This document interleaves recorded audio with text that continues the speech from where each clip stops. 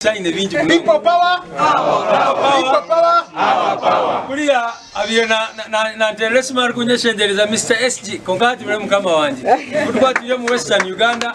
ogu mwe mkama witu twena. Lewis Rubongoya or Secretary General w'ekibina cha National Unity Platform we ayebembera omukoro gwo kwanjurura abanyakibina cha NUP omwebembezi wabo musya ahawa bulenje bwizuba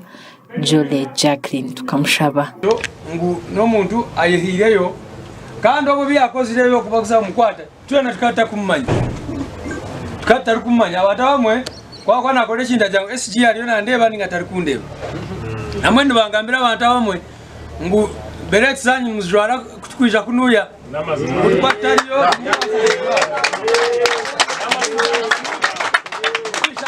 NUP muzikwata arono bangambira oko anatambula nayo mushaho akireba abiyareba bari kumanya ajijwara ocheza kureba oku ajihamu agishereka. Lewis Rubongoya yagamba hari Jacqueline ngo muntu ari kundira kimwe ekibina cha NUP so ogu eki yakozire katari kumanya twena ngu bakwasira omukyara oba ari kweta Jole Jacqueline tukamushaba bamushanga ine bipande bya president Kyagulanyi bamusiba ari Makenke tukatari kumanya ekyo ndimanyisa ki ngu ekiki yakozire ni 22 tukola kandi twekalejinga abantu bito kukola okwa so Bright Muhumuza w'ekibina cha National Unity Platform we yayakira omuhezi wa mukuru w'ekibina eki omulimbarra kandi yashaba n'abantu kongera abakombe kabebembezi omu districts zaabo. So namazima omulimbarra tuyine mu support erizoba n'omukoro wa National Unity Platform kandi gwo kwakira president witu kandi nanyenda kutwara umugisha nka coordinator wa Ankole nigenda kusima Ruhanga ngu cyabanza omurinkore hati nigenda kutera umuranga abakigezi nimwe hati ni mukikore tuje tubakire twokwe aba twakire for the Kasese people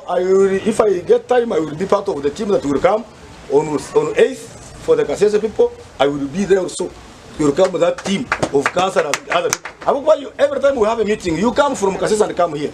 So you should sacrifice and come from Bara and you go to your areas of operation. Julian Kabagambe or Deputy Mobilizer w'ekibina eki yabereka ko obu nubwire bw'eminyeto okoreka kuzinga emikono ahabo kuba hati batunga omwebembezi wabo uryo norinda guwiki ogumenya umotahe ogumamuka aha murundo ogu tarobyo boss ngiwo saburijo no coordinator ngoriki nimba shaba nimbe hanangiriza murundi ogu echo cyejo tuciyemu echo abana bakapari tumukubegeraho wari bamuterere simati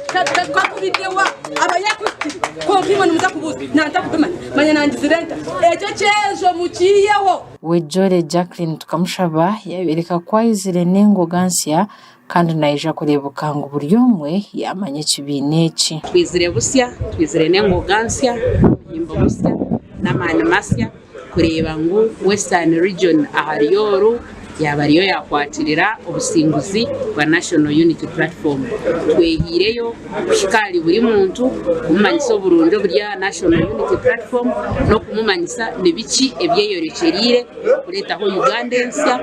eri kushemeza buryomwe Uganda eri kwikiririza omani g'abantu n'entunguka ya buryo abebembezi b'ekibina eki ekya National Unity Platform okurwa mu districts 32 ezaba ziri mu Mbarara Kanungu, Kabale, Isingiro, Kyegegwa, Ibanda n'ezindi kurwa burenje bw'izoba nabo bari ha mukoro ogu.